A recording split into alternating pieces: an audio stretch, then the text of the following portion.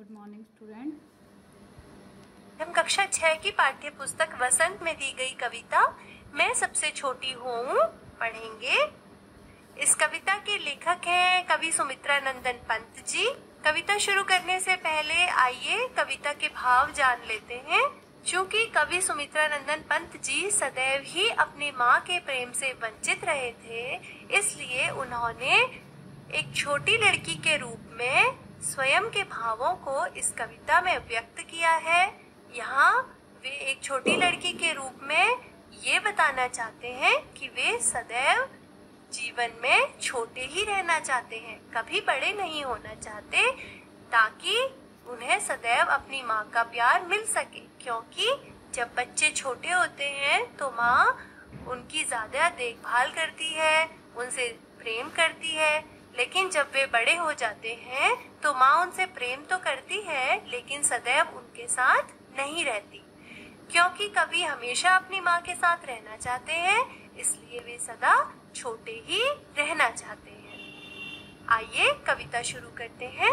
कविता का पहला पद है, मैं सबसे छोटी हूँ, तेरी गोदी में सोऊं, तेरा अंचल पकड़ पकड़ कर फिरूं सदा माँ तेरे साथ, कभी न छोड़ूं तेरा हाथ।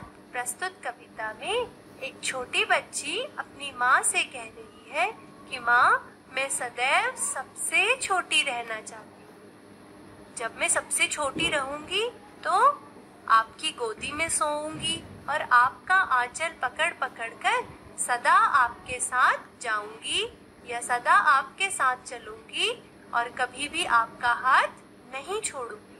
आगे, बड़ा बनाकर पहले हमको तू पीछे चलती है मात, हाथ पकड़ फिर सदा हमारे साथ नहीं फिरती दिन रात।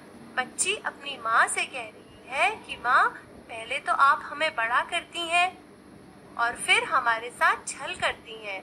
छल क्या करती हैं कि जब हम बड़े हो जाते हैं तो फिर आप कभी भी हमारा हाथ पकड़कर हमारे साथ दिन रात नहीं चलती।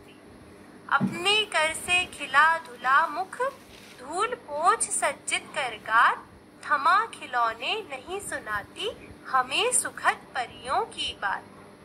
वो आगे कहती है कि जब हम बड़े हो जाते हैं तो आप हमें अपने हाथों से खाना भी नहीं खिलाती और हमारा मुख भी नहीं धुलाती, हमारे शरीर की धूल नहीं पोंछती, अर्थात हमें साफ सुथरा नहीं बनाती हैं और हमारे शरीर की भी सुंदर सजावट नहीं करती है। गात मतलब शरीर और सज्जित करना मतलब सजाना, तो शरीर सजाना अर्थात सुंदर कपड़े आदि पहनाना। तो बालिका कहती है कि आप हमें अपने हाथों से खाना नहीं खिलाती, हमारा मुख नहीं पोंछती हैं, हमारे शरीर को साफ सुथरा नहीं करती, हमारी धूल वगैरह साफ नहीं करती और हमें सुंदर कपड़े भी नहीं पहनाती हैं।